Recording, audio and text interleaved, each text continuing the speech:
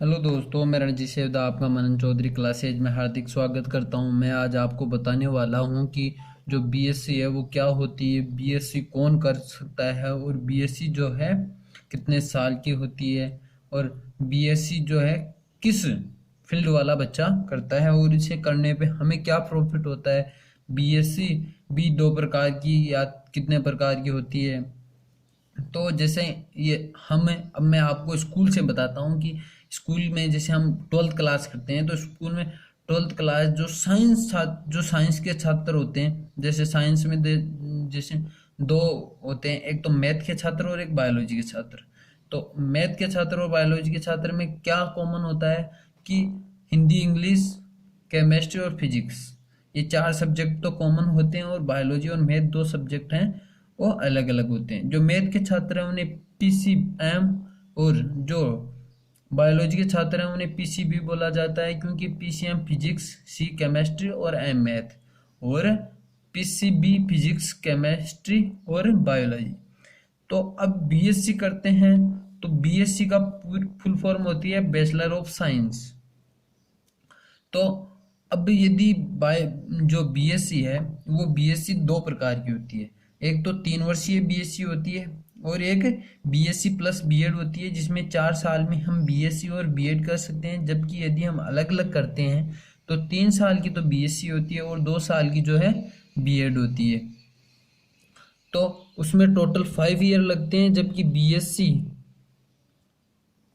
Plus BEd जो होती है उसमें हमें 4 ईयर में हमारी कंप्लीट हो जाती है। जबकि बीएससी जो है अकेली, यदि हम अलग अलग करते हैं तो बीएससी जो है वो 3 साल की होती है और जो बीएड है वो 2 साल की होती है। बीएड जो है 2 साल की होती है, तो हमें टोटल जो है 5 ईयर लग जाते हैं। तो हमें कंबाइंड भी करनी चाहिए, लेकिन यदि हम अलग अलग करते हैं तो उससे क्या हमें प्रॉफिट है।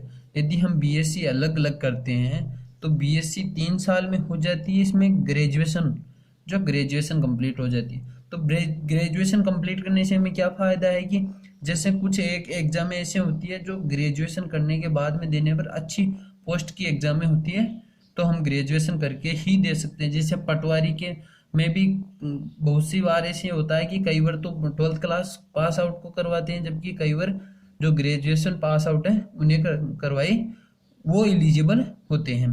तो जो बीएससी है, जैसे हम एसएससी सीजीएल के एग्ज़ाम देते हैं, यूपीएससी के एग्ज़ाम देते हैं, तो उसमें हमें ग्रेजुएशन चाहिए होती है। तो बीएससी हम 3 साल के अलग से कर सकते हैं। और बीएससी प्राइवेट भी होती है, सरकारी भी, सॉरी रेगुलर भी होती है और प्राइवेट भी होती है। अब बीएससी सरकारी कॉलेजेस में भी की जाती है और प्राइवेट कॉलेजेस भी की जाती है।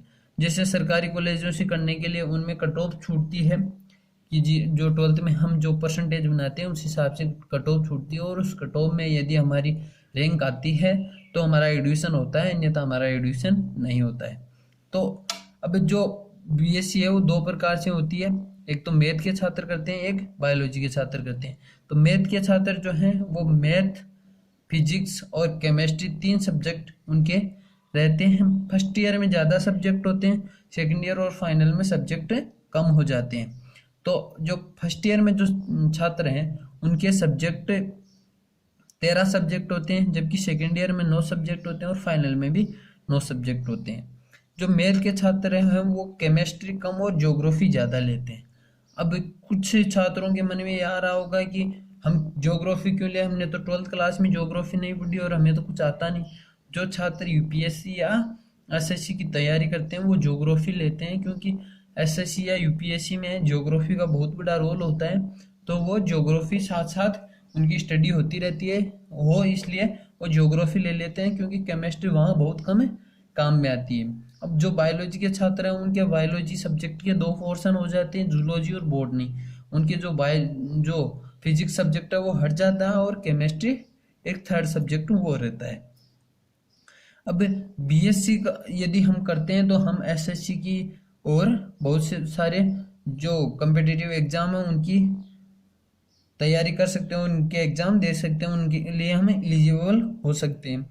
अब बीएससी के बाद क्या करते हैं, जो टीचिंग लाइन में जाना चाहते हैं वो बीएससी प्लस बीएड करते हैं जो 4 ईयर की होती है, और फिर एमएससी होती है जो 2 साल की होती है। ठीक है, तो हम फिर जो टीचर है फर्स्ट ग्रेड, थर्ड ग्रेड और सेकंड ग्रेड के लिए एलिजिबल हो जाते हैं। वैसे बीएससी प्लस बीएड यदि हम कर लेते हैं तो हम 2 साल first year and second grade और थर्ड ग्रेड के लिए एलिजिबल हो जाते हैं। फर्स्ट ग्रेड के लिए यदि हम एलिजिबल होना चाहते हैं तो हमें एमएससी और करनी पड़ती है। तो दोस्तों हम एमएससी करते हैं तो एमएससी का यदि हमें कोई फुल फॉर्म पूछे तो मास्टर ऑफ साइंस एमएससी की फुल फॉर्म हुआ करती है। तो दोस्तों हमारे चैनल को लाइक कीजिए, शेयर कीजिए और सब्सक्राइब कीजिए ताकि आपको और अधिक वीडियोस मिलती रहे। धन्यवाद।